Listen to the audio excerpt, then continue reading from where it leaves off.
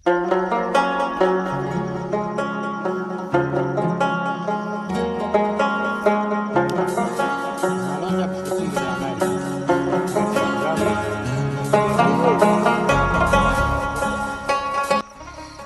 ماشاءالله نن زموږ د ملګرو په غره کې شپه دلې ده، نو زموږ وار دی.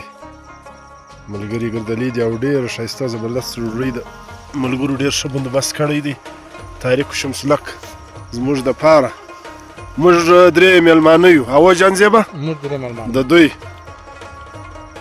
طارق خان او شمسلک خان دی بندوبست کړی دی چې انشاءالله آیا ناصرجن دی او هغه سور هم پروت و اخواته.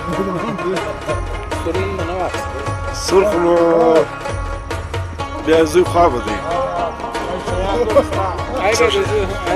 هغه و دا خو نو اوس دلې موږ پر ویره دی ځان ځله کش کوي.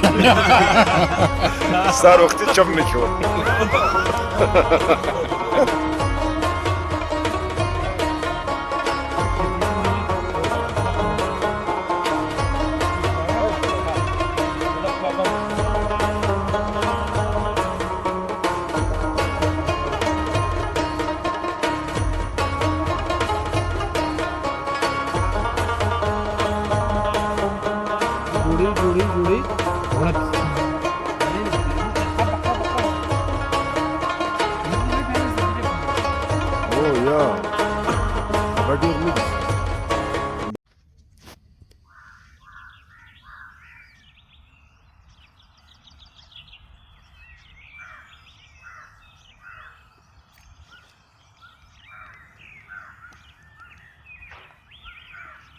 السلام علیکم ملګرو. دا د خانوزۍ سهار وختي دی، د سهار 6 بجې دي.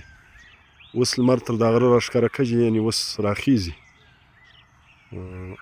ما او مجیب رحمان او د جانزیب صاحب شپه دلې والا زموږ د یونین چې کوم تنظیم دی، کوم ګروپ دی، دغه دی مجیب ته وینئ. نو دا د یو غره پر سر ولاړ یو، د لږ پر سخت ځای ولاړ یو. نو انشاءالله لمر به اوس راښکاره شي، د لمر ویو به ترې ووینئ.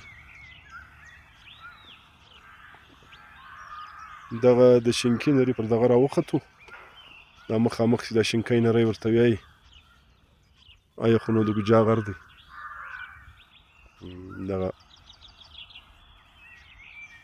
مجیبه ښه یې؟ صحت مو ښه دی؟ څنګه یې په واک خو ستړی نه شو؟ ښه ځه. او لمانځه بعد راوختو، دلته اوس دغه دی لمر به راوخیږي انشاءالله. د سهار 6 بجې دي، دا به اوس لمر راښکاره شي.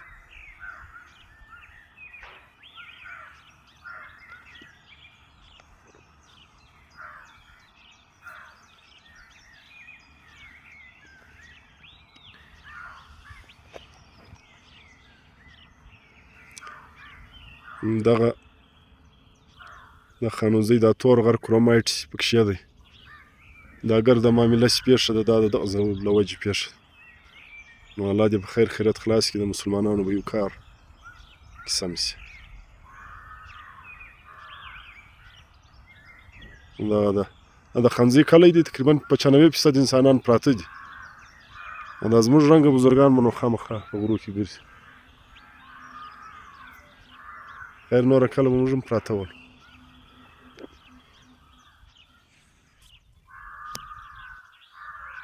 دغه دی موږ اوس راکښته شولو، لمر دغه دی ښکاره شو. نو الله بر تر وڅکله. ختلی وختي دی، بهرحال تر غره اوس راښکاره شو لاندې.